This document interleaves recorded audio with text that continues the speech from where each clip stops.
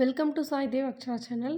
இன்றைக்கி நம்ம அடிக்கடி யூஸ் பண்ணுற தமிழ் வாக்கியங்களை எப்படி இங்கிலீஷில் பேசலாம் அப்படிங்கிறத பற்றி பார்க்க போகிறோம்.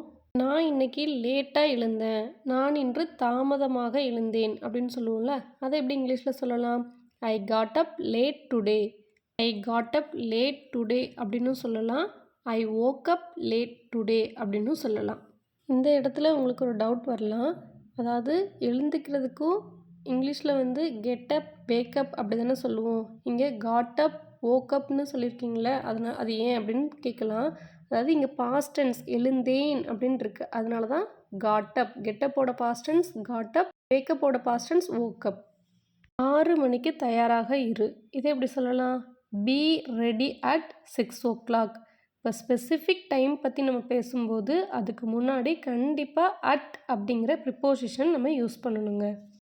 அங்கே உட்காராத, அந்த இடம் ஈரமாக இருக்குது அப்படின்னு சொல்லுவோம்ல, அங்கே உட்காராத, அந்த இடம் ஈரமாக உள்ளது அப்படின்னு சொல்லுவோம். அதுக்கு இங்கிலீஷில் எப்படி சொல்லலாம்?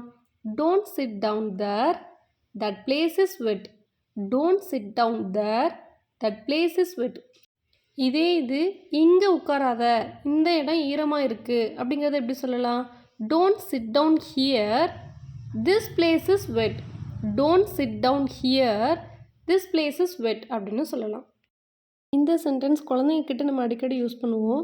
வாயத்தொட அப்படின்னு சொல்லுவோம்ல, ஏதாவது ஃபுட் பார்ட்டிகல்ஸ் மவுத்தில் ஒட்டிகிட்டு இருந்தது அப்படின்னா அடிக்கடி இதை சொல்லுவோம். வாயத்தொட அப்படிங்கிறதுக்கு இங்கிலீஷில் எப்படி சொல்லலாம்? Vibe your mouth, vibe your mouth. இந்த சென்டென்ஸ் குழந்தைங்க அடிக்கடி யூஸ் பண்ணுவாங்க.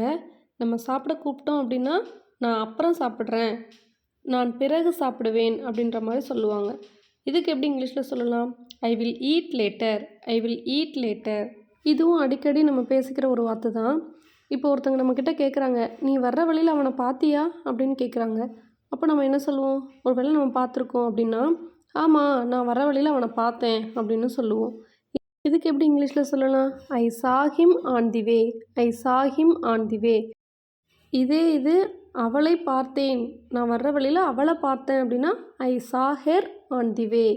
அவர்களை பார்த்தேன் அப்படின்னா ஐ சா தெம் ஆன் தி வே. நான் வர்ற வழியில் அவனை நான் மீட் பண்ணினேன், சந்தித்தேன் அப்படின்னா அதுக்கு எப்படி சொல்லணும்? வெரி குட், நல்லா ட்ரை பண்ணீங்க. ஐ மெட் ஹிம் ஆன் தி வே, ஐ மெட் ஹிம் ஆன் தி வே. இதுவும் குழந்தைங்கக்கிட்ட நம்ம டெய்லி சொல்லுவோம். இன்னும் கொஞ்சம் சாப்பிடு, இன்னும் கொஞ்சம் சாப்பிடு அப்படின்ற மாதிரி சொல்லுவோம்ல, அதுக்கு இங்கிலீஷில் எப்படி சொல்லலாம்? Eat some more, eat some more. இந்த சென்டென்ஸ் குழந்தைங்கக்கிட்ட நம்ம அடிக்கடி கேட்போம். நீ ஏன் அடிக்கடி அங்கே போகிற, நீ ஏன் அடிக்கடி அங்கே போகிற அப்படின்ற மாதிரி கேட்போம்ல, அதுக்கு இங்கிலீஷில் எப்படி சொல்லலாம்? Why do you go there often, why do you go there often. Often அப்படின்னா அடிக்கடி அப்படின்ற அர்த்தம். இதே இது அவ ஏன் அடிக்கடி அங்கே போகிறாள், அவ ஏன் அடிக்கடி அங்கே போகிறா அப்படின்னு கேட்போம்ல, அதுக்கு இங்கிலீஷில் எப்படி சொல்லலாம்? Why does she go there often. குழந்தைங்கிட்ட நம்ம அடிக்கடி யூஸ் பண்ணுவோங்க. நீ ஹோம்ஒர்க் முடிச்சிட்டியா, இல்லை ஏதோ ஒரு வேலை கொடுத்துருந்தோன்னா நீ வேலையை முடிச்சிட்டியா, நீ முடித்து விட்டாயா அப்படிங்கிறதுக்கு எப்படி இங்கிலீஷில் கேட்கலாம்? Have you finished, have you finished. நான் ஏன் செய்யணும், why should I do, why should I do. நான் ஏன் தூங்கணும், why should I sleep, why should I sleep. நான் ஏன் போகணும், why should I go, why should I go. நான் ஏன் வரணும், why should I come, why should I come. நீ போகிறாயா, டு யூ கோ. இப்போ ஏதாவது நம்ம ஷாப்பிங் போகிறப்ப நம்ம கேட்போம்ல, நீ என் கூட வாரியா, நீ என்னுடன் வருகிறாயா அப்படின்ற மாதிரி கேட்போம்ல, அதுக்கு இங்கிலீஷில் எப்படி கேட்கலாம்? Do you come with me, do you come with me. அவள் வருகிறாளா அப்படிங்கிறத இங்கிலீஷில் எப்படி கேட்போம்? Does she come, does she come. இதே இது அவன் வருகிறானா அப்படின்னா does he come, does he come. இதே இது அவர்கள் வருகிறார்களா அப்படின்னா do they come, do they come அப்படின்னு கேட்கலாம். உனக்கு அவனை தெரியுமா அப்படின்னு கேட்போம்ல, அதுக்கு இங்கிலீஷில் எப்படி கேட்கலாம்? Do you know him.